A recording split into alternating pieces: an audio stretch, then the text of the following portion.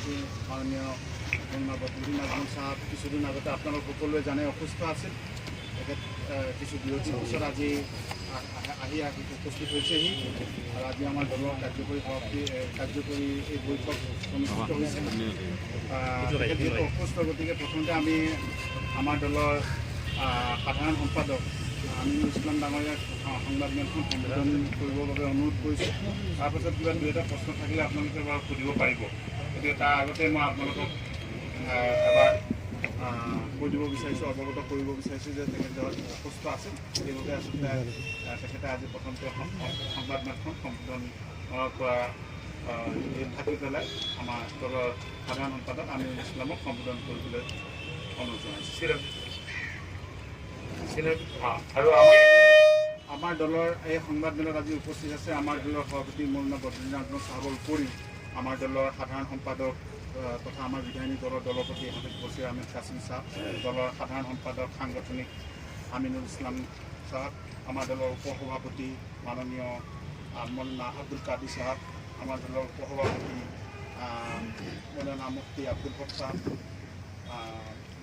আমাৰ দলৰ সাধাৰণ সম্পাদক চম্পক কলিতা প্ৰমুখ্যে আমাৰ দলৰ বিধায়ক নিজামুদ্দিন লস্কৰ, নিজামুদ্দিন চৌধুৰী প্ৰমুখ্যে আমাৰ গণ্যমান্য বিশিষ্ট ব্যক্তিসকল, বিধায়ক মামুন ইমদাদ লক চৌধুৰী আৰু আমাৰ এইফালে মহিলা মৰ্চা সভানেত্ৰী বীণা দৈমাৰীকে ধৰি সকলো উপস্থিত আছে।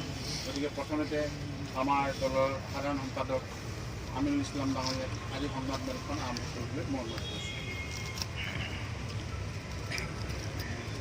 শ্ৰদ্ধাৰ আজি আমাৰ ইয়াত উপস্থিত ব্যক্তিকাৰী পেইন্টিং দিয়া সাংবাদিক বন্ধুসকল, আমি আজি সৰ্বভাৰতীয় সংযুক্ত গণতান্ত্ৰিক মৰ্চাৰ এখন কাৰ্যকৰী সমিতিৰ সভা আছিল আৰু এই সভা বিশেষকৈ কেইবাটা গুৰুত্বপূৰ্ণ ইছ্যুৰ ওপৰত আছিল। ইছ্যুকেইটা হ'ল এনেকুৱা যে আপোনালোকে নিশ্চয় অৱগত যে যোৱাকালি আমাৰ চিটিজেনশ্বিপ এমেণ্ডমেণ্ট এক্ট গেজেট নোটিফিকেশ্যন হৈছিল। ইয়াৰ পৰৱৰ্তী কৰি আমাৰ অসমত নতুনকৈ যিটো ভূমি নীতি 2019 ভূমি নীতি কৰিছে, সেই ভূমি নীতিৰ ওপৰত দলৰ কৰিব লগা কি আৰু এই ভূমি নীতিৰ আহ্বানসমূহ আমি পৰ্যালোচনা কৰি কেনেকৈ সেই কৰিব পাৰোঁ। আচলতে মূলত কথাটো হ'ল যে চিটিজেনশ্বিপ এমেণ্ডমেণ্ট এক্ট গোটেই অসমত তথা গোটেই ভাৰতবৰ্ষত যি ধৰণে আন্দোলন চলি আছে, ভাৰতবৰ্ষৰ বৰ্তমান চৰকাৰৰ যিটো হিটলাৰী মনোভাৱ, তেখেতসকলৰ যিটো স্বৈৰাচাৰী একনায়কত্ববাদ যিটো ষ্টাইল, ইমান প্ৰতিবাদৰ মাজত, ইমান আন্দোলনৰ মাজত গোটেই ভাৰতবৰ্ষতে আমি দেখিছোঁ যে এটা সংবিধান বচাও এটা আন্দোলন চলি আছে। এই আন্দোলনৰ ওপৰত আৰু বিশেষকৈ আমাৰ অসম তথা উত্তৰ পূৰ্বাঞ্চলত যিটো চিটিজেনশ্বিপ এমেণ্ডমেণ্ট এক্ট, আমি এই বিষয়ে বিস্তাৰিত ক'ব নাযাওঁ, আপোনালোকে সবে অৱগত। এই এক্টৰ যিখিনি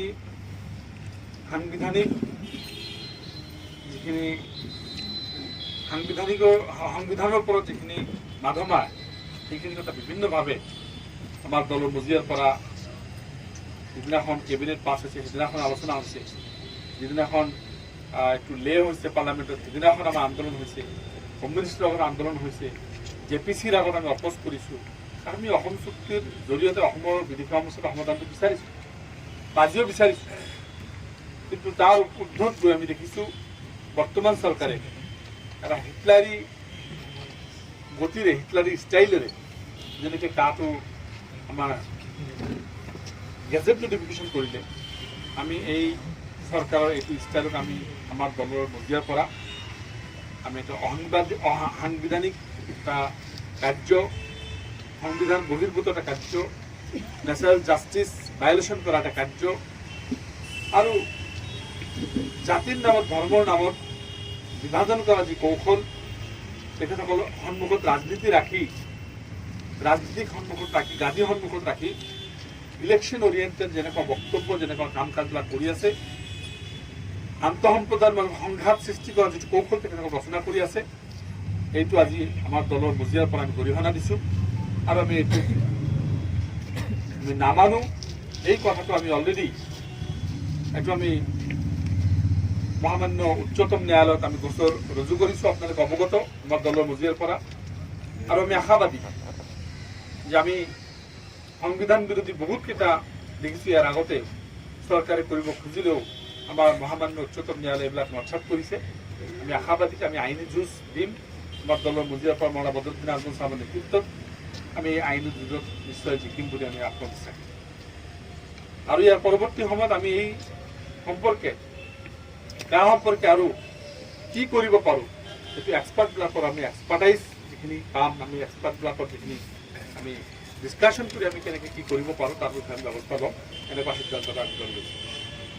দ্বিতীয় কথাটো হ'ল আপোনালোকে নিশ্চয় অৱগত যে 2012 চনৰ এটা PIL-ৰ ওপৰত বেছ কৰি আমাৰ ব্ৰহ্ম কমিটিৰ যিটো প্ৰতিবেদন, সেই প্ৰতিবেদনৰ ওপৰত যিটো ভূমি নীতি 2019 চনৰ যিটো ভূমি নীতি, এই ভূমি নীতি আমি দেখিছোঁ ইয়াৰ আগতো 4বাৰ ভূমি নীতি অসমত প্ৰৱৰ্তন কৰিছে। কিন্তু বৰ্তমান চৰকাৰে যি ভূমি নীতি বনাইছে, এই ভূমি নীতিটো আগৰ যি 4টা ভূমি নীতি আছিল তাৰ সম্পূৰ্ণ এটা বিপৰীত আমি দৃষ্টিয়াত লক্ষ্য কৰিছোঁ। সেই ভূমি নীতি সম্পৰ্কে আজি আমি মিটিং মাতিছোঁ, আমি ভূমি নীতি কি কৰিম। আৰু আমাৰ সন্মানীয় সভাপতি চাহাবৰ ওপৰত আজিৰ হাউচ এটা দায়িত্ব দিছে। সন্মানীয় সভাপতি চাহাবে আমাৰ 2 দিনৰ ভিতৰত এটা চাব কমিটি বনাই দিব যে যি ভূমি নীতি আজি প্ৰৱৰ্তন কৰিব বিচাৰিছে, খিলঞ্জীয়াৰ কথা বাৰ বাৰ আনি থকা হৈছে, ভূমি নীতিৰ মাজতে বাৰ বাৰ খিলঞ্জীয়াৰ কথাটো আহিছে। এই খিলঞ্জীয়াৰ কথাটো অহাৰ লগে লগে খিলঞ্জীয়া কোন এই ডিফিনিশ্যন এতিয়ালৈকে হোৱা নাই। খিলঞ্জীয়া ডিফিনিশ্যনৰ ওপৰত কোনো ধৰণৰ এতিয়ালৈকে ফাইনেল ডিচিশ্যন হোৱা নাই। যদিও হাই লেভেল কমিটি এটা বনাইছে, ক্লজ 6ৰ ওপৰত যদিও হাই লেভেল এটা কমিটি বনাইছে, এইটোও প্ৰতিবেদন দাখিল হোৱা নাই ক্লজ 6ৰ ওপৰত।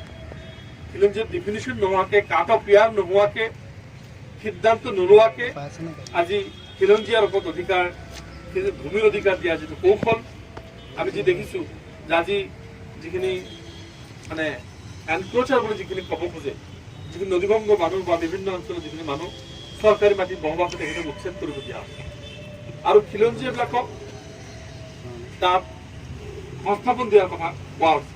এই কথাটো খিলঞ্জীয়া কোন হয়, ভাৰতবৰ্ষৰ কোনো আইন আজিলৈকে খিলঞ্জীয়াৰ কোনো ডেফিনেশ্যন নাই, অসমত এইটো ডেফিনেশ্যন নাই, ভাৰতবৰ্ষৰ কোনো ল এইটোক ছাপৰ্ট নকৰে। এনেকুৱা এটা অৱস্থাত খিলঞ্জীয়া কোন হয় নিৰ্ধাৰণ নকৰাকৈ আকৌ এটা ললিপপ দি যাতে অসমীয়া জাতিটোক আৰু এটা বিভ্ৰান্ত কৰিব পাৰে, আৰু এটা ললিপপ দি এই মুহূৰ্তত আনাৰ পৰিৱৰ্তে এনেকুৱা এটা ভূমি নীতি প্ৰস্তাৱিত প্ৰপ'জ ভূমি নীতি তৈয়াৰ কৰিছে, যিটো আজিলৈকে গেজেট নোটিফিকেশ্যন হোৱা নাই।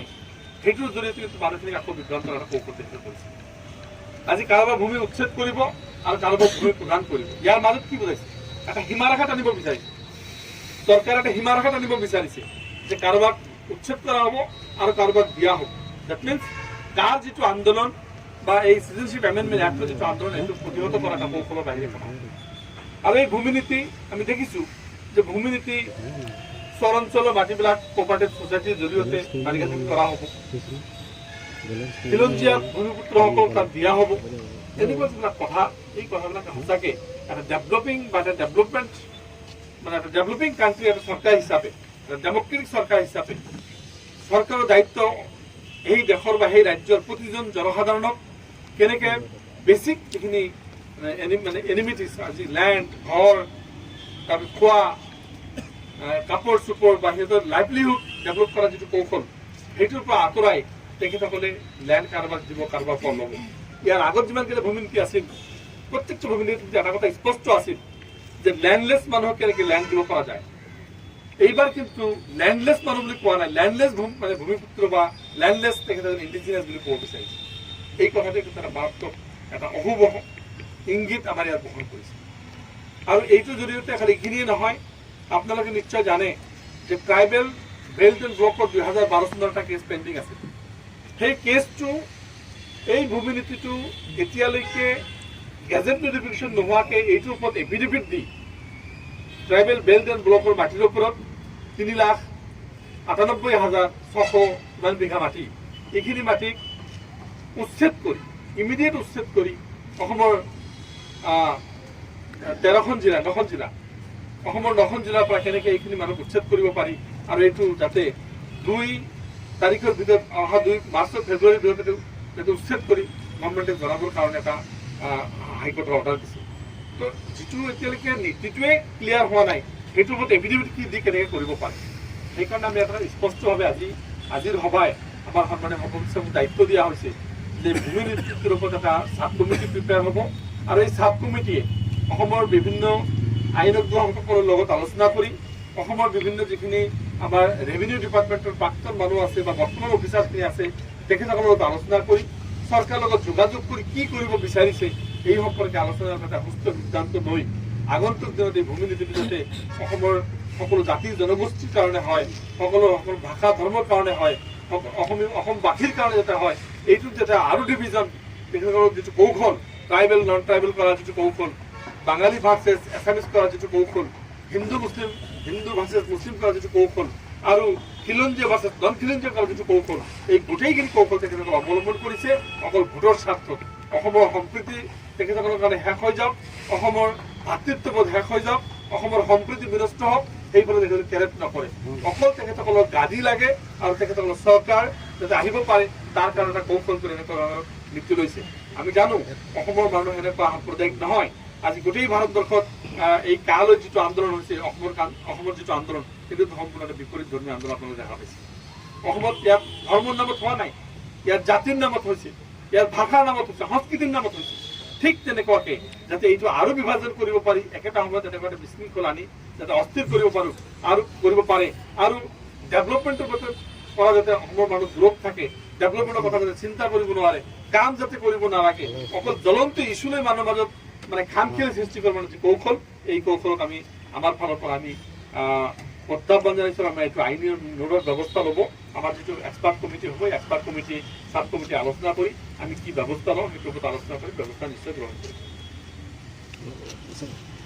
আচলতে এই মূল এইকেইটা বস্তুৰ ওপৰতে আমাৰ আজি মূল আলোচনা আছিল। এতিয়ালৈকে আমাৰ মিটিং শেষ হোৱা নাই আৰু কিছুমান বস্তু বাকী আছে। মাজতে আপোনালোকৰ কাৰণে আমি এটা স্পেচ উলিয়াই সেইখিনি কথা দিছোঁ আৰু আমাৰ সভাপতি ছাৰে এটা চাব কমিটি প্ৰিপেয়াৰ কৰিব আৰু এইটো আমি কেনেকৈ আগবাঢ়িব পাৰোঁ তাৰ এটা ব্যৱস্থা নিশ্চয় কৰা হ'ব।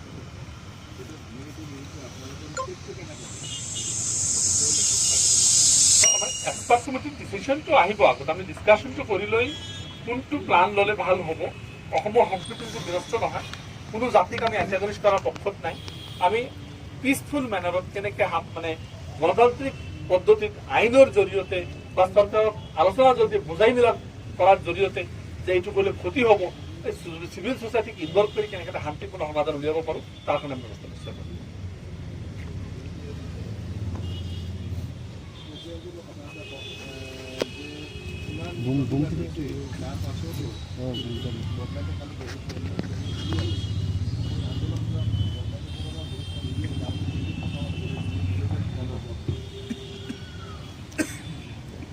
এই সৰকাৰ অসমৰ সরকার হোক আর দিল্লির সরকার হোক, সবেই ওভার কনফিডেন্স মই যেটা দেখি আছো। আর ভারতবর্ষত গণতন্ত্র নাই, ইসকলে লাস্ট পলিটিক্যাল পার্টি, ইসকলৰ লিডাৰসকলৰ মুখৰ পৰা যেটো ওলাব সেইটোৱে কানুন হৈ যাব, সেইটো আমাৰ ভাৰতবৰ্ষত ল হৈ যাব। সুপ্ৰিম কোৰ্টেৰ পাত্তা নিদি, কোনো কোৰ্টেৰ পাত্তা নিদি, মানুহৰ আবেগ ইমোশনক পাত্তা নিদি ইগনোর করি ইসকলে ভাবিছে আমি ক্ষমতাত আহিছো আর এই ক্ষমতাত আমি 200-400 বরস 500 বরস থাকিম। ইসকলে এই দুনিয়ার পরাও নাযাব আর অজ্ঞাতির পরাও নানামে হইলে আমি আগেও দেখিছো, আপোনালোকে জানে হিস্ট্রি, ভারতবর্ষের হিস্ট্রি কিমান ডাঙৰ ডাঙৰ পাৰ্টি আহিছে আৰ কিমান ডাঙৰ ডাঙৰ পাৰ্টি শেষ হৈ গ'ল। ইসকলেও ভাবিব লাগে, চিন্তা কৰিব লাগে, এটলিষ্ট 1 ছেকেণ্ডৰ কাৰণে বোলে আমিও কেতিয়াবা হাৰিব পাৰিম। অসমত যেটো মই দেখি আছো, আমাৰ যি হিচাপে ইসকলে অসমবাসীসকলৰ ইমোশনক ইগনোৰ কৰি এটাৰ উপৰে এটা ইসকলে কানুন বনাই আছে, সেইটো বুজা যায় যে ইসকলৰ কোনো এই ইমোশনৰ কোনো গুৰুত্ব নিদিয়ে আৰ নিজেৰ যে মন মানি আছে সেইটো কৰি যাব। ওভার কনফিডেন্সত চলি আছে। কিন্তু 1.5 বছর পিছত ইলেকশন আছে। আজি যে গোটেই অসমত যে জুই লাগি আছে, এই জুই ইসকলে অহা ইলেকশ্যনৰ ওপৰত অলপ 1 ছেকেণ্ড হ'লে চিন্তা কৰিব লাগে যে এই যিটো জুই লাগিছে এইটো ইমান সহজ নহয়, এনেই খালি বন্ধ হৈ যাব, ঠাণ্ডা হৈ যাব, এইটো কাৰণে ইচ এণ্ড এভৰি কৰ্ণাৰৰ পৰা মানুহ ওলাই আহিছে আৰু মানুহে এইটোৰ বিৰুদ্ধে কৰি আছে। আৰু নতুন নতুন কানুন ইসকলে বনাই আছে, এইটোৰ কাৰণে অভাৰ কনফিডেন্স হৈ কাক কোনো পাত্তা নিদি ইসকলে কাম কৰি আছে। আৰু এইটো শেষ নহ'ব, এইটো ইলেকশ্যনত গোটেই অসমৰ মানুহে ৰাইজে এক হৈ ইসকলক ভাল কৰি জবাব দি দিব আৰু সদায় কাৰণে মোৰ হিচাপে অসমৰ পৰা বিদায় কৰিব, ইভেন ভাৰতবৰ্ষৰ পৰাও বিদায় কৰিব।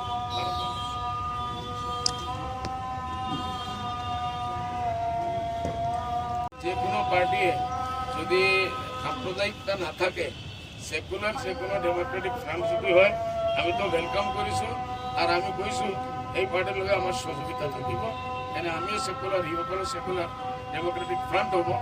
আমি ওপেনলি কইছো যে আমার পার্টি সকলের লগে থাকিব। বিজেপি বিৰোধী যিবিলাক শক্তি আছে বিজেপি বিৰোধী আৰ সাম্প্ৰদায়িক শক্তি বিৰোধী, মানে বিজেপি বিৰোধী যিবিলাক শক্তি আছে এইবিলাক বেলেগে বেলেগে যুঁজিলে বিজেপিক প্ৰতিহত কৰিব পাৰিব নে 1 বছৰ?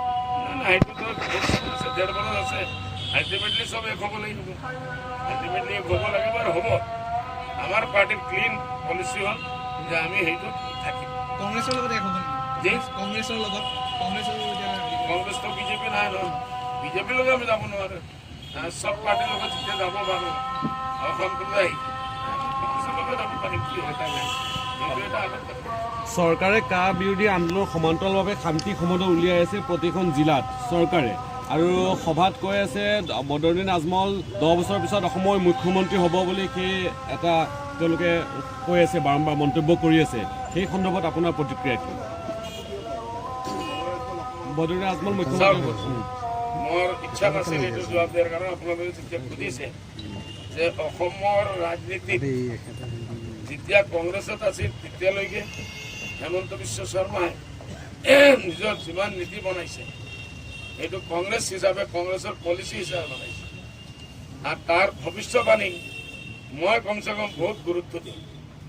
এনে আপোনালোকে জানে যিমান ইলেকশ্যন হৈছে বিজেপি হোৱাৰ পিছত, এছেম্বলি হোক পাৰ্লিমেণ্টৰ হোক, একদিন আগে হেমন্ত বিশ্ব শৰ্মা ৰাতি প্ৰেডিক্ট কৰি দিয়ে নিউজ লাইভত আহি, বোলে ইমান সিট আমি পাম, ইমান সিট আমি জিকিম, এইটো হ'ব সেইটো হ'ব সেইটো হ'ব, আর যে কথা কৈ থাকে সব 100% ওলাইছে। মোর হিসাবে আমার মনত তো চিফ মিনিস্টার হওয়ার কোনো দাবিও নাই, কোনোদিন আমি আপনাদের জানে 15 বছর ভিতরে আমি কোনোদিন ইচ্ছা প্রকট করা নাই। তাহলে হেমন্ত বিশ্ব শর্মার নিচিনা ইমান ডাঙর এটা পণ্ডিতে যেতিয়া কৈ আছে 10 বছর, আর 10 বছর টাইম লিমিট দি আছে, কি কৰিব আমাৰ ইচ্ছা না থাকিলেও অসমৰ রাইজে যদি বানাই দে কালি বানাই দিব পারে। আমি এটা শুভ লক্ষণ হিসাবে লৈ আছো আমার পার্টির, আমি আর সবচেয়ে বড় ডাঙর কথা এইটো হল পলিটিক্যাল কথা নয়, পলিটিক্যাল কথা হল আজি অসমত যে জুই লাগি আছে, অসমৰ কাৰ সমস্যা হোক, এনআৰসিৰ হোক, আপনাৰ এই যে ল্যান্ড পলিসি আহিছে, ইমান ডাঙৰ ডাঙৰ এটা সমস্যা, হেমন্ত বিশ্ব শৰ্মাৰ ওচৰত এইসব সমস্যা কোনো সমস্যাই নাই। জানে একদিন ইলেকশন এলান হব, ই তার সিট মেকানিজম আছে ইস্তেমাল কৰিব আৰ মিনিস্ট্ৰি বনাই দিব। ডাঙৰ সবচেয়ে ডাঙৰ ইস্যু হল কোন চিফ মিনিস্টাৰ বনি, আজমল সাহেব চিফ মিনিস্টাৰ বনিব নেকি, এইটোৱে অসমৰ সবচেয়ে ডাঙৰ সমস্যা। আজ হাজার হাজার 5 জন মানুষ শহীদ হয়েছে ইয়াত, আর ডেইলি আন্দোলন হয়ে আছে। ইসকলে কি কৰিছে, শান্তি এটা সমৰ্থন কৰি আছে, প্যাৰালালি কৰি আছে। হইলে আমাৰ অসমৰ আমাৰ যে আসুৰ আন্দোলন বা অন্য পাৰ্টিসকলে যেটো কৰি আছে, এইটোত 100% যদি মানুহ হৈ আছে। টেলিভিশনত আমি দেখি আছো হেমন্ত বিশ্ব শর্মার আর নিজের সমষ্টিত, মই নিজে টেলিভিশনে দেখিছো 5-10 হাজাৰ মানুহ দে কি কৰি চিফ মিনিস্টাৰও বহি আছে, বাকি ডাঙৰ ডাঙৰ মিনিস্টাৰ মানুহ নাই, 50% মানুহ নাই। এইটো বুজিব লাগে এইসকলে ড্ৰোনৰ পৰা যেতিয়া দেখি আছে আৰু দেখাই আছে যে কোনফালে গৈ আছে, দেশৰ গতিটো কোনফালে পলিটিক্স হৈ আছে। গাঁৱৰ যিমান ডাঙৰ ইস্যু আছে এইটোৰ ওপৰত তেখেত ধ্যান দিয়ক। কোনে কালি চিফ মিনিষ্টাৰ হ'ব, কোনে নহ'ব, কি হ'ব, এইটো খালি ভয় দেখুৱাৰ কাৰণে বদৰুদ্দিন ভূত বাঘ আহিব আহিব আহিব আহিব খাই যাব, এইটো কৰি কোনো লাভ নাই। ইস্যুৰ ওপৰত আপুনি ধ্যান দিয়ক, ইস্যুৰ ওপৰত আপুনি কাম কৰক, আৰ এইসব সমস্যা কি হিসাবে সমাধান কৰিব লাগে সেইটোৰ চিন্তা কৰক, সেইটো সব সমস্যা সমাধান কৰক। আচ্ছা, আচলতে সংখ্যাগুৰু মানুহৰ মাজত তেওঁ এটা প্ৰতিক্ৰিয়া সৃষ্টি কৰিব বিচাৰি আছে 10 বছৰ পিছত, যিহেতু আপুনি মুখ্যমন্ত্ৰী হ'ব বুলি কৈ।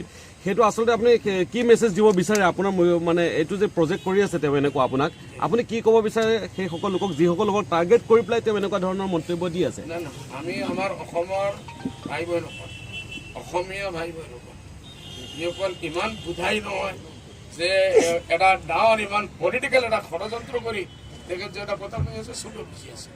আগে একবাৰ অন্য পাৰ্টিৰ এজন নেতাই কৈছিল হুইজ বদৰুদ্দিন, কিছু লাভ উঠাইছিল, বাৰ বাৰ এক ফৰ্মুলাটো নচলে, কুল্লিটো চেঞ্জ কৰিব লাগিব, ডক্টৰ চেঞ্জ কৰিব লাগিব, নতুন কোনো না কোনো লাইনে ক'ব লাগিব। আৰু বাৰ বাৰ ডেইলি আধা ঘণ্টা মোৰ ওপৰত নতুন তেখেতক ধন্যবাদ জ্ঞাপন কৰিছোঁ। বোলে মোৰ 15 বছৰ ইলেক্ট্ৰিকেল পলিটিকেল লাইফত ইমান মোৰ এডভাৰটাইজ কোনো মানুহে কৰা নাই যিমান হেমন্ত দায় কৰি আছে। আৰু কিয় কৰি আছে আপোনালোকে জানে, আমিও জানো। ভাৰাল আমাৰ মানুহৰ ভিতৰত এটা ভাল মেছেজ যাব, সেইটো মই জানো। আৰু আমাৰ অসমীয়া ভাইসকলে ইমান বুজাই নহয় যে চব কথা হেমন্তৰ কথাৰ ওপৰত ভয় খায় আৰু ভোটটো উল্টা দি দিব। এইটো বিজেপিৰ দিন গ'ল, বিজেপি এতিয়া উলংঘন হৈ আছে। Thank you. নিয়মিতভাৱে গভৰ্ণৰৰ স্পীচ হয়, গভৰ্ণৰ স্পীচ হ'ব আৰু গভৰ্ণৰ স্পীচৰ ওপৰত ডিবেট হ'ব 5 hours, 5টাৰ পৰা 10টালৈ।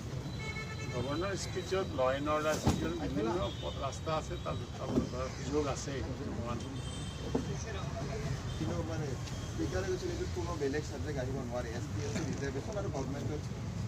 মাইকটো লৈ পেলাই কওক, এইফালে শুনা নাই, মাইকটো লৈ পেলাই কওক। গভৰ্ণৰ স্পীচতেতো ডিবেট যেতিয়া হ'ব, গভৰ্ণৰ স্পীচটো সামগ্ৰিকভাৱে চৰকাৰৰ যিখিনি ক্ৰিয়া কৰ্ম আছে তাত ল এণ্ড অৰ্ডাৰ চিটুৱেশ্যন আহিব, তাত শান্তি সম্প্ৰীতিৰ কথা আহিব, ডেভেলপমেণ্টৰ কথা আহিব, সেই হিচাপতে উঠাব পৰাৰ এটা চান্স আছে।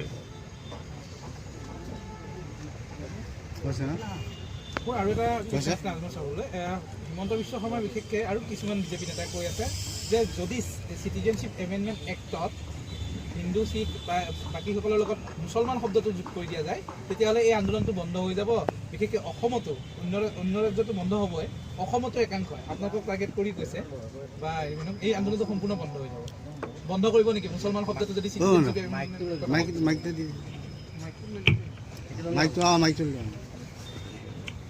এইটো চাওক, আমি সংবিধানৰ ওপৰত আমাৰ আস্থা আছে। আমি সংবিধানৰ কেইবাবাৰ, আজি আমাৰ আসাম একৰ্ডৰ বিৰোধী, এইটো সংবিধান বিৰোধী, ধৰ্মৰ ওপৰত একো হ'ব নালাগে, আমাৰ ভাৰতবৰ্ষ সংবিধানৰ ওপৰত চলে। এইসব বিৰোধিতা কৰাৰ পিছত হিন্দু মুছলমানৰ কোনো কুৱেশ্যন আমি আনাই নাই। আমাৰ কোনো মানুহৰ পৰা আপোনালোকে মুখত শুনিছে নেকি? সেইটোও এটা গুল্লিসকলে নতুন ট্ৰফি দিবাৰ চেষ্টা কৰি আছে যে UDF হোক বা মুছলমান সম্প্ৰদায়ে যদি কিছু কৰে ধৰ্মৰ ভিত্তিৰ ওপৰত কৰি আছে। আমি ধৰ্মৰ ভিত্তিৰ ওপৰত কৰা নাই, আমাৰ যেটো আছে সংবিধানৰ ওপৰত আছে। সংবিধানে যদি এলাও কৰে সবে মানিব লাগিব, সংবিধানে এলাও নকৰিলে খালি পাৰ্লিমেণ্টে কোনো এজনে ভাল কৰি চিঞৰি কৈ দিয়ে যে সংবিধান চেঞ্জ নহ'ব। এইটো লাষ্ট অপৰচুনিটি নহয়, বহুত কিছু আছে, সুপ্ৰিম কোৰ্ট আছে। আৰু আপোনালোকে যোৱাবাৰ সুপ্ৰিম কোৰ্টত কোনো এজনে যে কাৰ বিৰুদ্ধে এপ্লাই কৰিছিল আমাৰ মহাৰাষ্ট্ৰৰ পৰা, সেইটো কি জবাব দিছে সুপ্ৰিম কোৰ্টৰ আমাৰ চিফ জাষ্টিছে, সেইটো আপোনালোকে দেখিছে। খালি কৈ দিব আৰু হৈ যাব, এইটো আজি এই যুগ নাই। আজি মিডিয়াৰ যুগ, ঘৰে ঘৰে হাতে হাতে টেলিফোন আছে, টেলিভিশ্যন আছে, মানুহ দেখি আছে আৰু এইটো ৰিয়েকশ্যন আছে। চৰকাৰে কিন্তু কালি ৰাতিয়ে আপোনাৰ নটিফিকেশ্যন জাৰি কৰি পেলাই আজিও বলবৎ কৰিলে, এই আইনখন বলবৎ কৰিলে। জবৰদস্তি ইমপ্লিমেণ্ট কৰাৰ ইসকল চেষ্টা কৰি আছে। হইলে ৰাতি কিয় কৰিব লাগে ভাই? ৰাতি কোন মানুহবিলাক বাহিৰত যে ওলায়, এই ভাল মানুহ যায় না বেয়া মানুহ ৰাতি ঘৰত কাম কৰে? কিয় লুকাই লুকাই কৰিব লাগে? খোলাখুলি কৰা না। এখন চৰকাৰে ৰাতি কাম কৰে নেকি? বিশেষকৈ হ'ব পাৰে, এনে দিনতো ওলাব নোৱাৰে। য'ত যায় কালা পতাকা, য'ত যায় কালা পতাকা, মুৰ্দাবাদ, go back, go back, go back. সেইটো কাৰণে ভয় কৰি কোনো জেগাত লুকাই মিটিং কৰি এনাউন্স কৰি দিয়ে। ৰাতি কাম কৰে নেকি এখন চৰকাৰে? বিশেষকৈ ৰাতি কাম কৰে নেকি? সিদ্ধান্তবোৰ ৰাতি লয় নেকি এইখন চৰকাৰে? বিশেষকৈ না না, ৰাতি যিসকল যিকোনো পাৰ্টি হওক, পলিটিকেল পাৰ্টি হওক, আমি ঘৰত হওক, সমাজত হওক, ৰাতি কোন কাম কৰে যিটো লুকাব লাগে, মানুহে দেখিব নালাগে। দেখিলে কি হ'ব? এইটো হ'ব জমিন আসমান ভাঙি পৰিব। এইটোৰ কাৰণে ইসকলে ভয় খাই আছে, বুজিছে? আজি ইসকলে এই হালত হৈ গৈছে যে দিনত কোনো মিটিং কৰিব নোৱাৰে, 1.5 বছৰ পিছততো ইলেকশ্যনো যাব নোৱাৰিব। Okay. Thank you. Okay. Thank you very much.